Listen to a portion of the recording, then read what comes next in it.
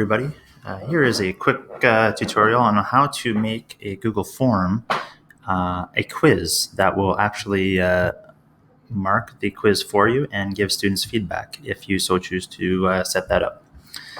So for the purposes of time, I went ahead and made a 3-question quiz. I've used images, which is another nice feature of Google Forms, where you can insert an image into the question right here, or scrolling down, you can actually insert images into the answers as well. So a couple of really neat features of Google Forms that came out this year. So to make this form a quiz, rather than using something like Flubaroo, Google's decided to make its own self-marking tool within the forms itself. And where you find that is in the settings of the form in the top right hand corner, and you'll notice that there's now 3 tabs under the settings of a form. There's general, which are some settings you're used to. There's presentation, if you needed to do some other things regarding to the presentation of your form. But now there's a tab for quizzes. So if I wanted to make this form a quiz, I just toggle this over to on, and now you have some options. So for under quiz options, you can release the grade immediately after submission or later. You can turn that on for manual review. And you can respond. It can see any missed questions, correct answers, and the point values as well. So these are all default to on. So if I click now save, you will notice now we have a couple of extra options. By selecting the question, you'll notice at the bottom now there is what's called the answer key. And within the answer key, you can now set the point value for the correct answer.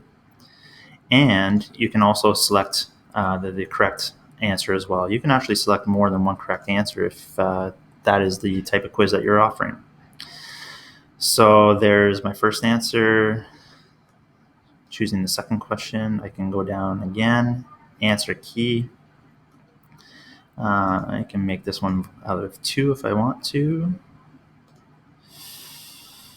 And third question, answer key D. Let's scroll up to the first question again. If I choose the first question, under the answer key, you can also add answer feedback. And you can actually add answer feedback to any incorrect questions that the students may answer, or the correct answer. So it can be specific to the correct answer or incorrect. So your choice. Really neat feature as well. So once I click save, now my form is set up as a quiz. I can now send this form, and I'll just complete it for you really quickly to see what it looks like. I'm going to copy that link.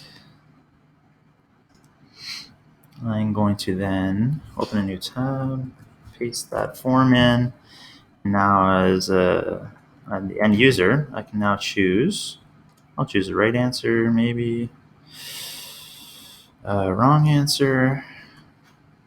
And let's choose the right answer. So once I click submit, I can now view my score. And from the students, I can actually see, if I got it right or if I got it wrong. And this is where the feedback would show up as well. So it's a really, really cool feature of forms, and it'll give you your score as well. In this case, I got 1 out of 3.